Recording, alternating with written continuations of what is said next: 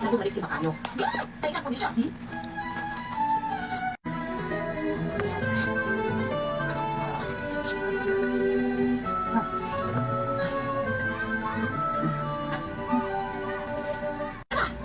Ano yung gawa mo dyan? Ayun Ang mo! aming upuan doon, ba't dyan ka nakaupo? Tama na, nakakadiri ka. Hindi lang. Pumapayag na ako na tumira ka dito sa bahay dahil sa anak natin. Napaka-unfair naman doon sa bata kung idadamay natin siya sa away. Okay lang yun. Ayos lang sa akin yun, wala problema, kahit lumag pa siya. Hindi ayos yun, ha? Hindi. Hindi pwede. Hindi ka okay. Dahil hindi niya pa alam ang mga bagong rules and regulations sa loob ng bahay na to. Wala na, may permission siya, wala problema sa akin. Teka muna, ano oras na ba?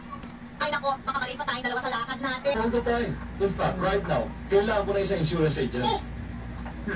Insurance agent? Hindi ko alam yun. Walang problema doon. I'll give you a list of prospective clients. At isa pa, nandito ako para tulungan ka. Hindi ko mahihirapan. Ayun naman pala eh. Sana ko. Sino po sila? Sally Carpio from Diamond Star Insurance Company. Ano na nga ba ulit ang pangalan mo? Gladys, na-follow ko lang yung mga papeles ng shipment para sa mga Mercedes-Benz. Yes, sir. Sir, taga Diamond Star Insurance po. Some of the time, I'm busy. Yung mga papeles, Yes, sir. I need it done now.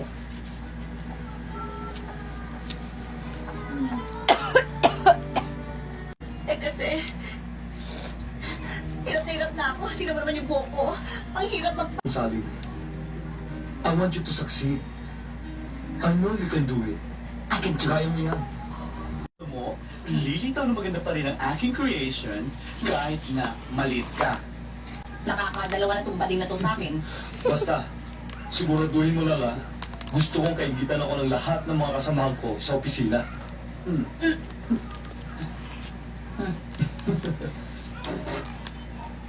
Siguradong babagay sa'yo yun.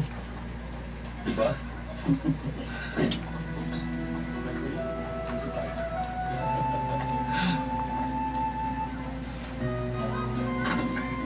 Selos! Thank you.